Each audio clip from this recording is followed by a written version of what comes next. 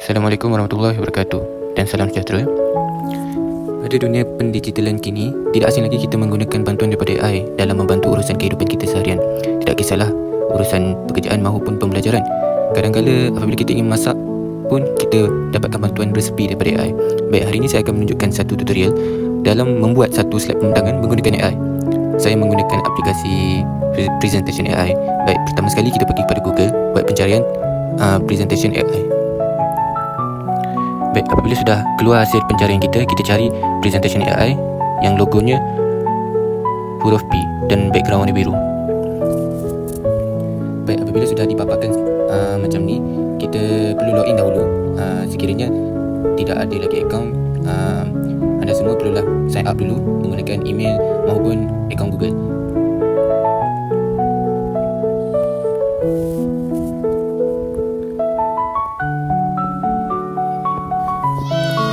Apabila sudah login masuk, kita pergi kepada start from an idea. Baik, di sini ada 5 pilihan, iaitu AI generate, upload file, paste, enhance PPT dan extract from web. Di mana AI generate ni kita memberikan penerangan kepada AI dan AI akan membuat slide pembentangan menggunakan penerangan yang kita bagi. Upload file pula, kita perlu upload satu file, tidak kisah file gambar ataupun file PDF yang berkaitan dengan kita punya slide pembentangan, dan AI akan generatekan mengikut file yang telah diupload. Paste text pula, di mana kita mempunyai satu teks yang berkaitan dengan apa yang kita nak dalam slide pembentangan. Kita perlulah pastekan dekat situ, dan AI akan generate slide pembentangan, akan buat slide pembentangan mengikut teks yang kita telah bagi. Enhance PPT pula, apabila kita ada file PowerPoint dan kita nak buat slide pembentangan, kita nak AI buat slide pembentangan mengikut file PowerPoint tu, jadi kita perlu masukkan file PowerPoint di situ. Dan extract from web pula, di mana kita jumpa tidak kisah di mana-mana website yang berkaitan dengan kita punya slide pembentangan, kita boleh masukkan dan AI akan generate slide pembentangan mengikut website yang kita telah bagi. Baik, saya akan menggunakan AI generate, di mana kita perlu tulis apa yang kita nak buat. Jadi saya tulis buatkan pembentangan bertajuk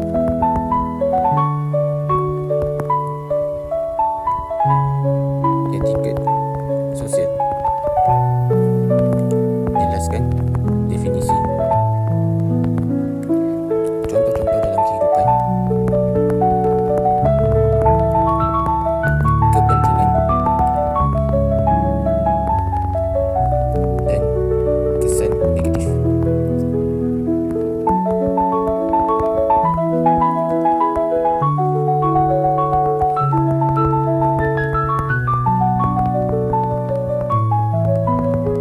Baik, apabila kita dah selesai tulis penerangan kepada AI tentang slide yang kita nak, kita boleh pilih berapa slide yang kita nak.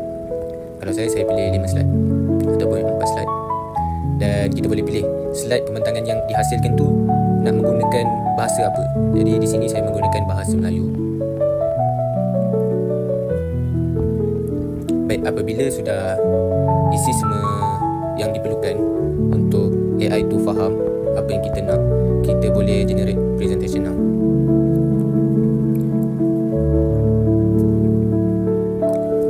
Baik, apabila presentation AI ni dah kata yang presentation kita dah ready, kita boleh pilih nak terus play slideshow ke kita nak edit dulu. Kita boleh tengok dulu, dan kita boleh tengok sama ada betul ke tak apa yang kita nak ada dalam pembentangan kita tu.